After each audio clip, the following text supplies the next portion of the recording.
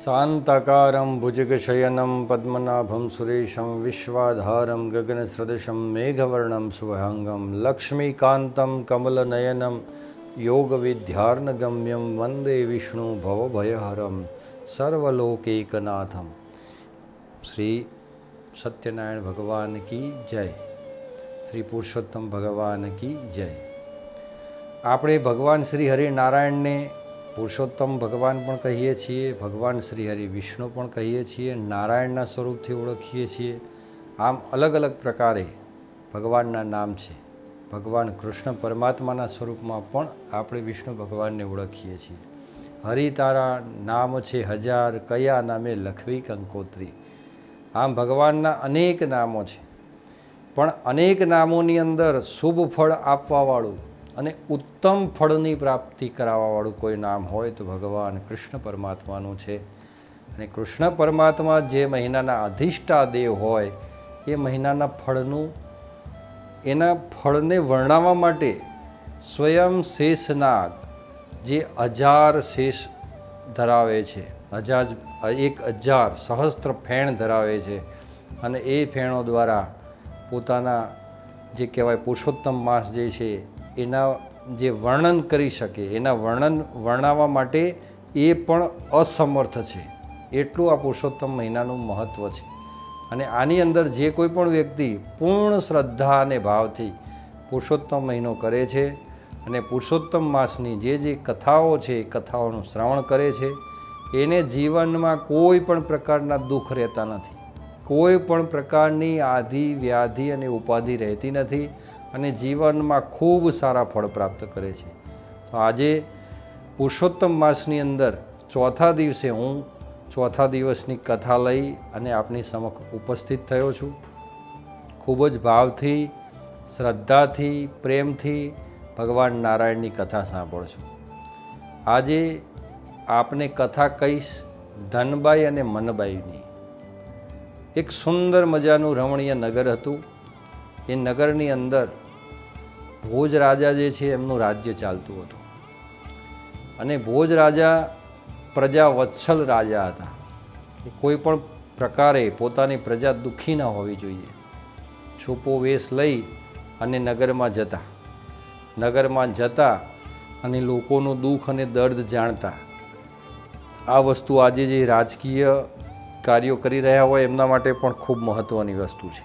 કે આપણે કોઈ પણ કોર્પોરેટર બની ગયા હોય, ધારાસભ્ય બની ગયા હોય કે ઉચ્ચ પદ ઉપર બેઠા હોય, અને જે પ્રજા તમને ચૂંટીને લાવી હોય, સારા મત આપીને લાવી હોય, એના વિસ્તારમાં જઈને એનું તમે ધ્યાન ના આપો તો બીજી વાર પછી તમારે આવવાની શક્યતા ના રહે. તમારું રાજ્ય તમે સુશાસનની અંદર લાંબા સમય સુધી ટકી શકો એવું જો કાર્ય તમારે કરવું હોય તો એના માટે આ બધી કથાઓથી એક ઉદાહરણ લેવું જોઈએ. કે રાજા જેવા રાજા હોય એ પણ છુપી રીતે નગરની અંદર જતા અને નગરની અંદર પોતાની પ્રજા કેટલી સુખી છે, કેટલી દુઃખી છે, એને કયા પ્રકારની તકલીફો પડે છે, આ બધું જાણતા. અને જાણતા એટલું જ નહીં, પણ જે પ્રજા દુઃખી હોય એના પ્રશ્નોનું સમાધાન પણ રાજા કરતા. જે બાબતમાં એને દુઃખ હોય, ધનનું દુઃખ હોય તો એને ધન સંપત્તિ આપતા.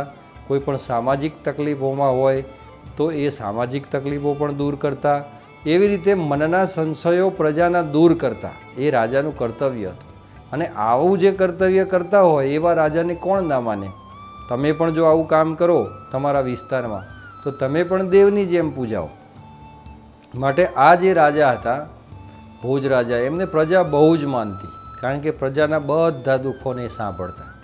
અને એવા સમયમાં એકવાર બન્યું એવું કે રાજાની સવારી જ્યારે પણ નીકળતી ત્યારે ધનબાઈ અને મનબાઈ આ બે નામની બે યુવતીઓ, તરુણ અવસ્થાની યુવતીઓ હતી. રાજા ઉપર પૂર્ણ શ્રદ્ધા હતી અને રાજાને પ્રજાવત્સલ રાજા હોવાથી એમને બહુ માનતી અને રાજાને નમસ્કાર કરતી. જ્યારે રાજા નીકળતા ત્યારે જે ધનબાઈ હતી એ ધનબાઈ રાજાને નતમસ્તક થઈ અને નમસ્કાર કરતી. પણ મનબાઈ એટલા બધા નતમસ્તક થઈ અને નમસ્કાર ના કરે. રાજા પ્રત્યે શ્રદ્ધા અને માન હતું, પણ એ ભક્તિ ભગવાન કૃષ્ણની કરતી હતી. એટલે પરમાત્માના પોતાના અંતર આત્મામાં અને હૃદયમાં ભગવાન કૃષ્ણને એમને બિરાજિત કર્યા હતા. થોડો સમય વ્યતીત થયો અને સમયાંતરે અધિક માસ આવ્યો. અધિક માસ આવ્યો એટલે બંને બહેનપણીઓને એવું થયું કે આપણે આ અધિક માસ પૂર્ણ રીતે અને પૂર્ણ શ્રદ્ધાથી કરીએ. નદીએ નાહવા જઈએ, કાઠાગોળની કથાઓ સાંભળીએ અને કથા સાંભળ્યા પછી આપણે પૂર્ણ શ્રદ્ધાથી ભગવાનના મંત્રો કરીએ, વ્રત કરીએ, નિયમ કરીએ અને કથા સાંભળીએ. તો આ પ્રમાણે એ કથા સાંભળતી અને કથા સાંભળી અને પછી ઘરે આવીને પોતાનો નિત્યક્રમ કરતી. પણ જ્યારે નદીએ નાહવા જાય એટલે જે ધનબાઈ નામની કન્યા હતી એ રોજ નદીએ નાહી અને કહે કે હે ભગવાન, તમારું આ વ્રત કરું છું તો મને આ ભોજ રાજા ફળજો અને મને સારું ફળ આપજો. આવી રીતે રોજ બોલતી. અને જ્યારે બીજી યુવતી સ્નાન કરતી ત્યારે ભગવાન કૃષ્ણનું સ્મરણ કરતી અને કહેતી કે હે ભગવાન, હે પરમાત્મા, આપ પ્રત્યક્ષ દેવ છો અને આપનું કરેલું, આપના માટે કરેલું કોઈ પણ કાર્ય ક્યારેય વ્યર્થ જતું નથી.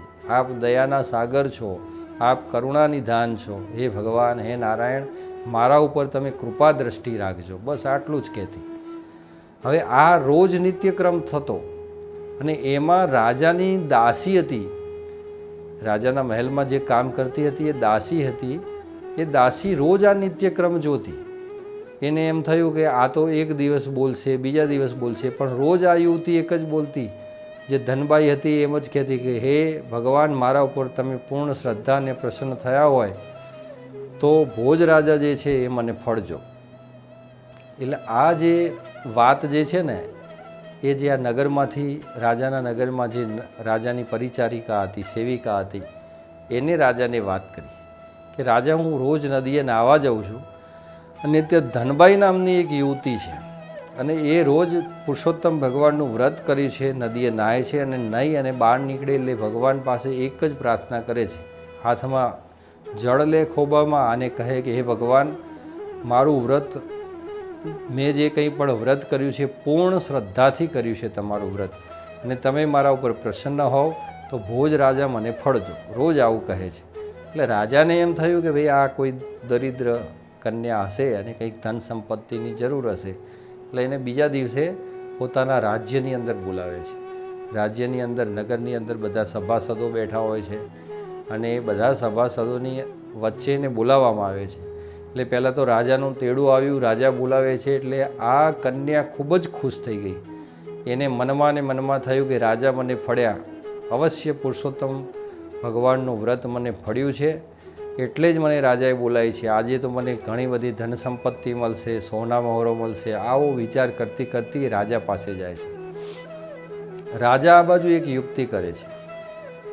રાજા જે કન્યા આવે છે ને બીજું કંઈ નહીં પણ મોટું એક તરબૂચ હોય છે, એ તરબૂચ જે છે એ આ કન્યાને અર્પણ કરે છે. કારણ કે રાજાએ આ તરબૂચની અંદર ગુપ્ત ધન રાખ્યું હોય છે અને રાજા એને કંઈક ગુપ્ત રીતે ભેટ આપવા માગતા હોય છે કે બધા વચ્ચે એને લજ્જિત ના થવું પડે. એટલે એને તરબૂચ ભેટમાં આપે છે. એ તરબૂચ લઈ અને એ જેવું તરબૂચ આપે છે એટલે ધનબાઈનું મોઢું તરત જ પડી ગયું કે આટલા મોટા ધન સમ્રાટ રાજા અને પુરુષોત્તમ ભગવાનની કૃપાથી મેં વ્રત કર્યું એટલે રાજાએ મને બોલાવી અને મને સાવ આવું તરબૂચ આપ્યું કે. એટલે તરબૂચ લઈ અને પોતાના ઘરે જતી હોય છે અને એને થાય છે કે ભાઈ આટલું મોટું તરબૂચ હું ઘેર લઈ જઈને કરીશ શું? તો આનું જે આવે એ પ્રમાણે આ તરબૂચને વેચી દઉં. તો એ આગળ એક શાકભાજીવાળા શાક મંડીમાં જાય છે, જે શાક બજાર ભરાતું હોય ત્યાં, અને ત્યાં જઈને એક બેન બેઠા હોય છે. બેન પાસે જઈ અને પૂછે છે કે ભાઈ આ તરબૂચ તમારે લેવું છે? મારે કોઈ કામનું નથી, મને રાજાએ ભેટ આપ્યું છે.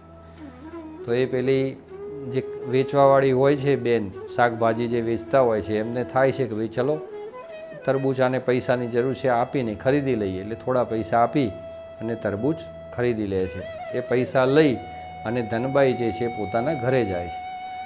આ બાજુ જે મનબાઈ હોય છે એ મનબાઈને રસોડાની અંદર જુએ છે, બધું હોય છે, પણ થોડા રસોઈની સામગ્રી થોડી ખૂટતી હોય છે, શાકભાજી થોડી ખૂટતી હોય છે. એટલે એને શાકભાજી લેવા માટે બજારમાં જવાની ઈચ્છા થાય છે. એટલે બજારમાં જાય છે. તો બજારની અંદર એને ટામેટાં લીધા અને ઘણું બધું બીજું શાક લીધું અને સાથે સાથે એને તરબૂચ જોયું, જે ફરતી ફરતી જ્યાં પેલી ધનબાઈ જે છે તરબૂચ આપીને ગઈ છે ત્યાં એ જ સ્થળે એ બેન પાસે જાય છે અને મોટું તરબૂચ જોઈએ છે, એટલે તરત એને તરબૂચ લેવાની ઈચ્છા થાય છે. એટલે એ બેનને પૂછે છે કે આ તરબૂચ શા ભાવે આપ્યું?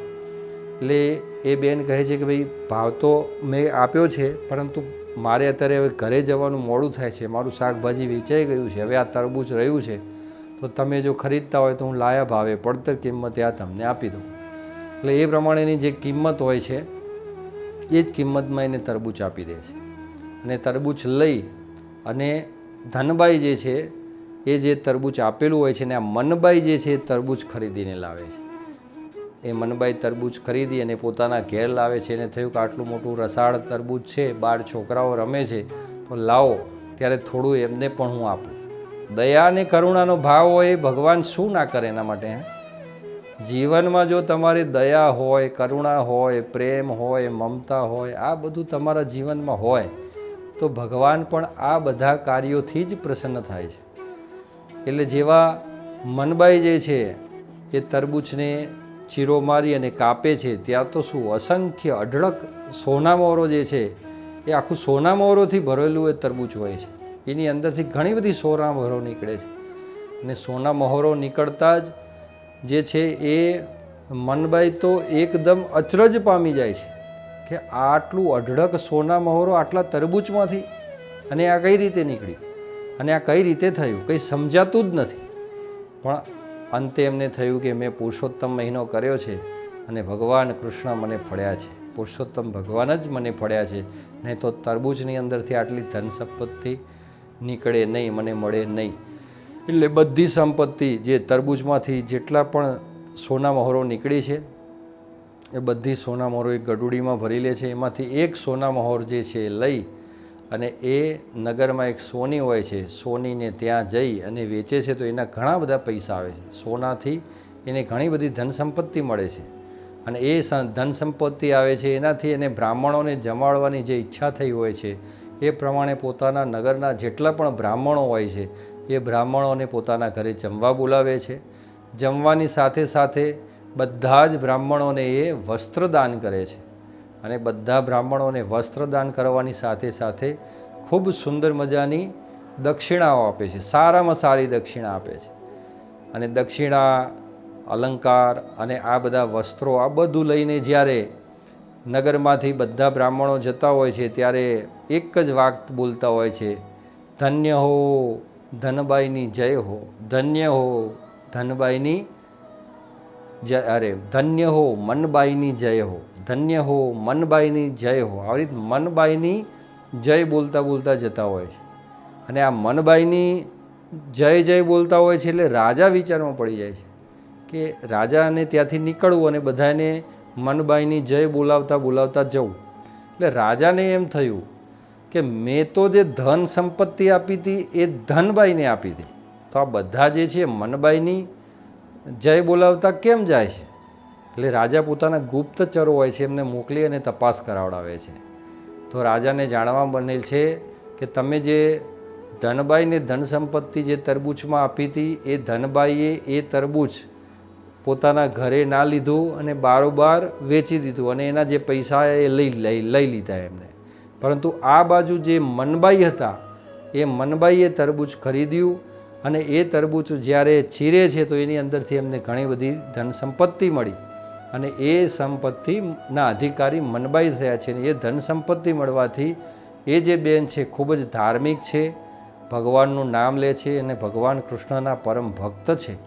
માટે એમને આ અધિક માસની ઉજવણી કરી છે અને અધિક માસની ઉજવણીના સ્વરૂપમાં એમને જે કંઈ પણ ધન સંપત્તિ પ્રાપ્ત થઈ એની અંદરથી એમને બ્રાહ્મણોને સારી એવી દાન દક્ષિણા આપી, એમને વસ્ત્રો આપ્યા અને આ રીતે ખૂબ સેવા કરી બ્રાહ્મણોની. રાજા પણ પ્રસન્ન થાય છે અને વિચાર કરે છે કે આપણે ગમે એના ઉપર કોઈ પણ પ્રકારની કૃપા કરવા ઈચ્છીએ પરંતુ અંતે તો થાય છે એ જ જે ભગવાન હરિને વાલું હોય. પછી આ જે મનબાઈ હોય છે એની પાસે ધનબાઈ આવે છે. ધનબાઈ કહે છે કે હે બહેન, તે આટલો મોટો અવસર કઈ રીતે ઉજવ્યો? તારી પાસે આટલી બધી ધન સંપત્તિ કઈ રીતે આવી? તે આટલા બધા બ્રાહ્મણોને જમાડ્યા અને આટલું સુંદર મજાનું કાર્ય કર્યું. ત્યારે મનબાઈ જે છે ધનબાઈને કહે છે કે હું આજે બજારમાં શાકભાજી લેવા ગઈ હતી અને ત્યાં એક બહેન હતા, એમની પાસેથી એક મોટું મેં તરબૂચ લાવી અને એ તરબૂચને મેં જ્યારે કાપ્યું ત્યારે એ તરબૂચની અંદરથી અઢળક ધન સંપત્તિ નીકળી અને એ ધન સંપત્તિ દ્વારા મેં આ બધા જે છે બ્રાહ્મણોને સેવન કર્યું. એ બધા જ બ્રાહ્મણોને મેં અહીંયા બોલાવ્યા, એ બ્રાહ્મણોની પૂજા અર્ચન કરી, એ બ્રાહ્મણોની દાન દક્ષિણા કરી અને એમને વસ્ત્ર અર્પણ કર્યા. એ બધું એનો જ પ્રતાપ છે. ત્યારે ધનબાઈ જે હતા એમને ખૂબ જ પસ્તાવો થયો કે અરે રે હે બેન, હું રોજ નદીએ નાહવા જતી અને કહેતી કે ભોજ રાજા મને ફળજો, ભોજ રાજા મને ફળજો, અને ભોજ રાજા મને ફળ્યા. આ તરબૂચ જે છે ભોજ રાજાએ જ મને આપ્યું હતું, પરંતુ હું આ તરબૂચ મને આપ્યું અને હું ધન સંપત્તિના મોહમાં બધું ભાન ભૂલી ગઈ અને આ તરબૂચ વેચી અને કંઈક ધન સંપત્તિ મને મળશે એ ગણતરીથી હું તરબૂચ માર્કેટમાં જઈ, બજારમાં જઈ અને વેચી આવી અને એ તરબૂચ તમે લાવ્યા તો એની ધન સંપત્તિ અત્યારે તમને મળી. પણ બેન, તમે ભગવાનનું સેવન કરતા હતા, ભગવાનનું નામ લેતા હતા અને ભગવાન પરમાત્માને જ પ્રાપ્ત કરવાની ઈચ્છા કરતા હતા, માટે પુરુષોત્તમ ભગવાને જ આ તમારી સામે જોયું છે. હું પણ આવી રીતે આવતો પુરુષોત્તમ મહિનો આવશે ત્યારે ભગવાનનું વ્રત કરીશ, પૂજન કરીશ અને પરમાત્માને પ્રાપ્ત કરીશ, આવો દ્રઢ સંકલ્પ કર્યો. અને એ રીતે ધનબાઈને ઘણો બધો પસ્તાવો થયો, પણ સાથે ભગવાનની મહિમા જોઈ અને એનો આનંદ પણ થયો. એટલે ધનબાઈ મનબાઈને ખૂબ જ સારા આશીર્વચન આપે છે કે બેન, પુરુષોત્તમ ભગવાન તમને જેવા ફળ્યા એવા મને પણ ફળે એવા આશીર્વાદ આપો. અને એવી રીતે મનબાઈના આશીર્વાદ લે છે અને પોતાના ઘરે જાય છે. આમ પુરુષોત્તમ ભગવાનની કથાનું ફળ અનેક પ્રકારે ખૂબ સારા ફળ આપવાવાળું છે. જેવી રીતે આ ધનબાઈએ અને મનબાઈએ ભગવાનની પૂજા કરી, પણ મનબાઈએ ભગવાન કૃષ્ણને સેવ્યા હતા. એમને પોતાના ધન સંપત્તિમાં પણ પોતાનું મન પરોવ્યું નહોતું. ધન સંપત્તિની એમને કોઈ પણ પ્રકારની લાલસા નથી કરી, કોઈ પણ પ્રકારની ઈચ્છા વ્યક્ત નથી કરી, છતાં પણ પરમાત્માએ એમની સામે જોયું અને અઢળક સંપત્તિ આપી. એવી રીતે તમે પણ જો પુરુષોત્તમ માસ કરો તો તમે કોઈ પણ પ્રકારનો નોકરી કરતા હોય તો એની અંદર અનાયાસે ક્યાંકથી ને ક્યાંકથી તમને પ્રમોશન પ્રાપ્ત થઈ જાય અને પ્રમોશન થવાથી તમને સારામાં સારા નાણાં મળી શકે.